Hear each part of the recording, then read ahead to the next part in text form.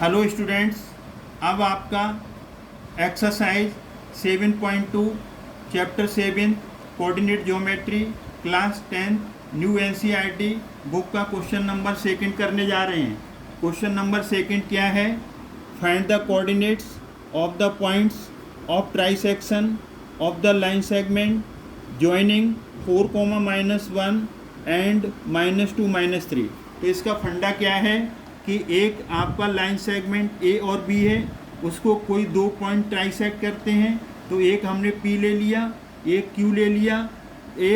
हम पी को कंसीडर कर रहे हैं, पहले हम पी को कोऑर्डिनेट्स निकालेंगे। ट्राइसेक्ट का मतलब होता है 3 इक्वल पार्ट्स। तो यहाँ पर जब हम पी को कंसीडर करेंगे तो लेफ्ट साइड में एक पार्ट और राइट साइड में 2 पार्ट, तो इसका रेशो हो जाएगा 1:2, क्योंकि इधर एक पार्ट इधर 2 पार्ट। तो m1 हो गया 1, m2 हो गया 2। ए के जो कोऑर्डिनेट्स हैं 4, -1 गिवन है, x1 y1 लेट कर लिया, और बी के कोऑर्डिनेट्स गिवन -2, -3, हमने इसको x2 y2 ले लिया, और जो पॉइंट P है उसके capital X capital Y coordinates लगा दिए। जब भी डिवीजन की बात आती है, रेशो की बात आती है, कोई लाइन सेगमेंट के टुकड़े हो रहे हैं, पार्ट्स हो रहे हैं, सेक्शन फॉर्मूला यूज करेंगे। x = m1 x2 + m2 x1, नीचे आता है m1 + m2।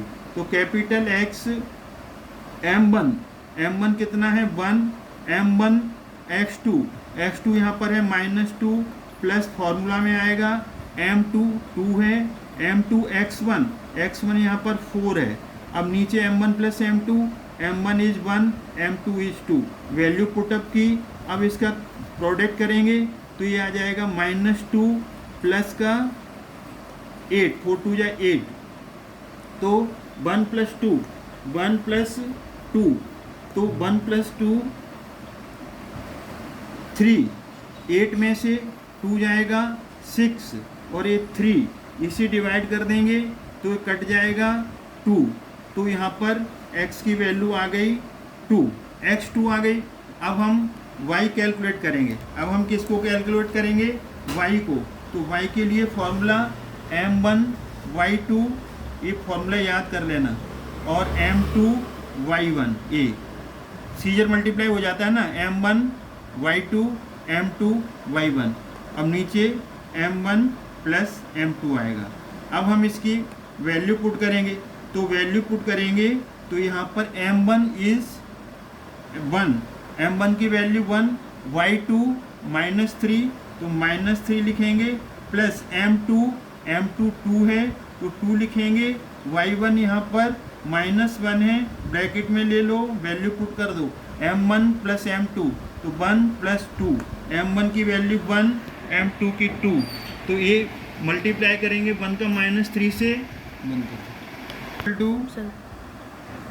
y = m1 y2 m2 y1 upon m1 + m2, m1 1 है तो इंटू y2 करेंगे, m1 1 है इंटू y2 कितना है -3 रख दिया, प्लस m2 यहाँ पर कितना है 2 रख दिया। अब y1 और y1 यहाँ पर कितना है -1, तो -1 वैल्यू रख दी। अब इसे खोलेंगे तो -3, और इसे खोलेंगे -3 का 1 से मल्टीप्लाई -3, प्लस और माइनस का मल्टीप्लाई माइनस, 2 1 = 2, -2 3, ये आ जाएगा -3 -2 दोनों माइनस के हैं, तो वर्किंग पॉजिटिव की साइन माइनस का -5/3।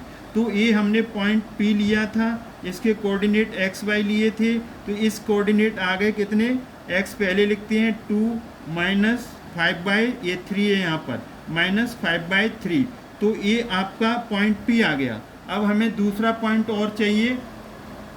दूसरा पॉइंट क्या है? अब हमें Q चाहिए। तो अब हम इसे कंसीडर कर रहे हैं, तो कंसीडर कैसे करेंगे कि फिगर फिर से बना लो। अब हम क्या करेंगे, या तो हम अब इधर रेशो ले लें, कितना, इधर रेशो ले लें हम 2 और इधर 1 ले लें, या फिर एक तरकीब और है, वो क्या कर सकते हो, P और B को कंसीडर करना है। तो P के कोऑर्डिनेट अभी आए हैं आपके 2y2, -5/3, और B के कोऑर्डिनेट -2 -3। अब पॉइंट हम Q को कंसीडर कर रहे हैं, तो इसके जो कोऑर्डिनेट्स हैं एक्स और वाई ले लो।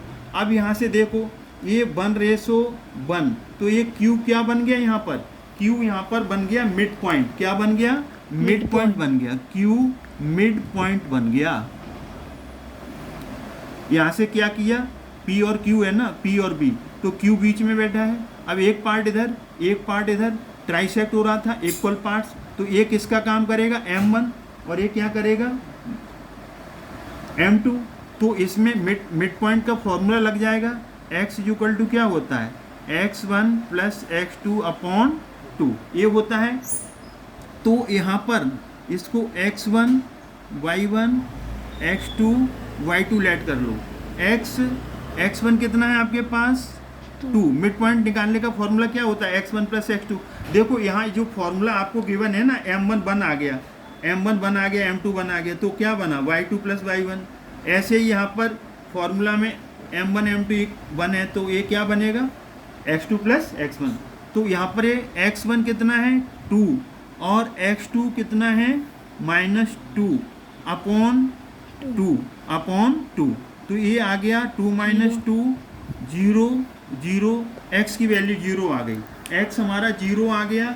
तो y हमें निकालना है, y क्या बन जाएगा y1 plus y2 upon 2 a upon 2।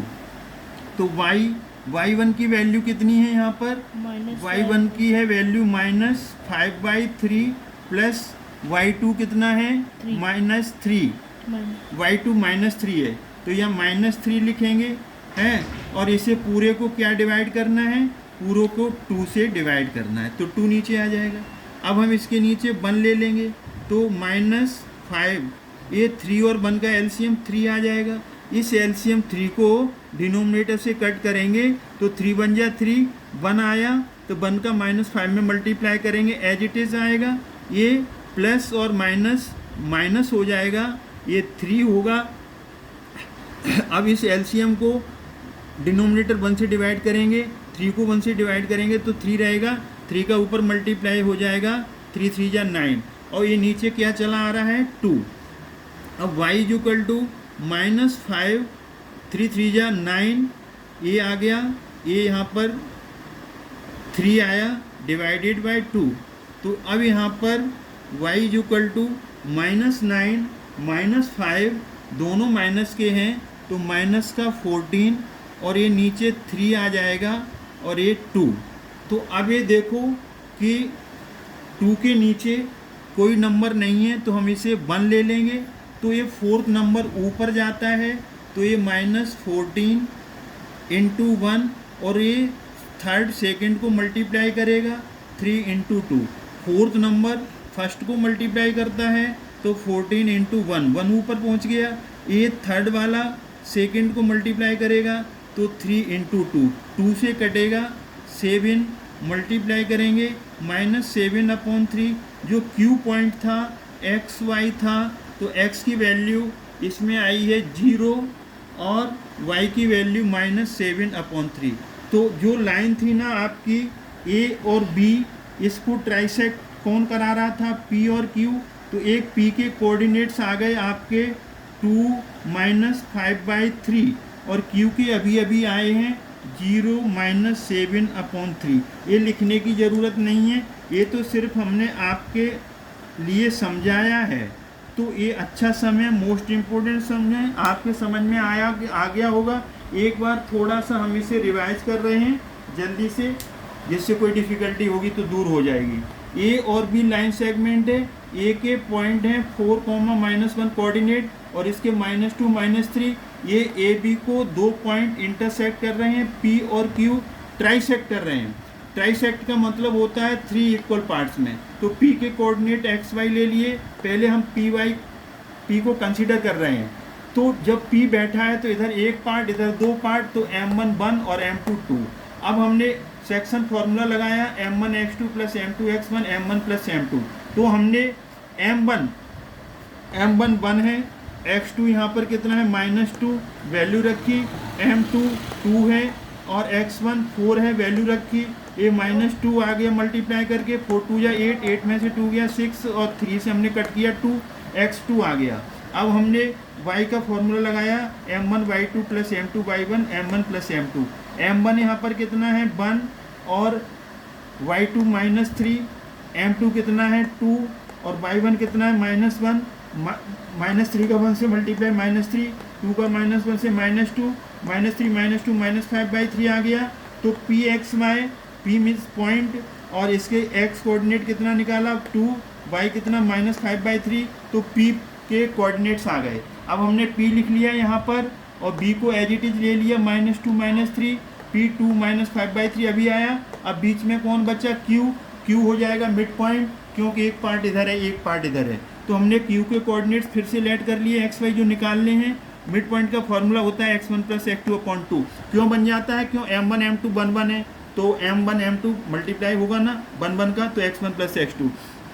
x1 यहाँ पर 2 है, x2 -2 है अपॉन 2 में से 2 गया 0 को 2 से डिवाइड किया 0 आ गया।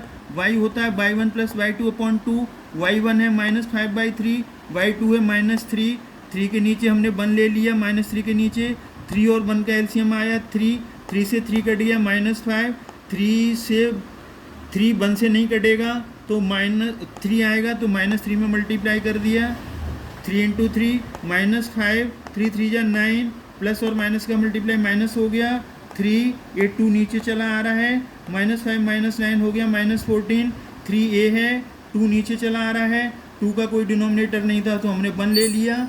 अब फोर्थ नंबर जाएगा फर्स्ट के साथ तो -14 × 1 और 3 जाएगा, ये थर्ड जाएगा सेकंड के साथ 3 × 2, 2 से 14 कट गया 7 बन गया 7, ये नेगेटिव का साइन है तो नेगेटिव लग गया।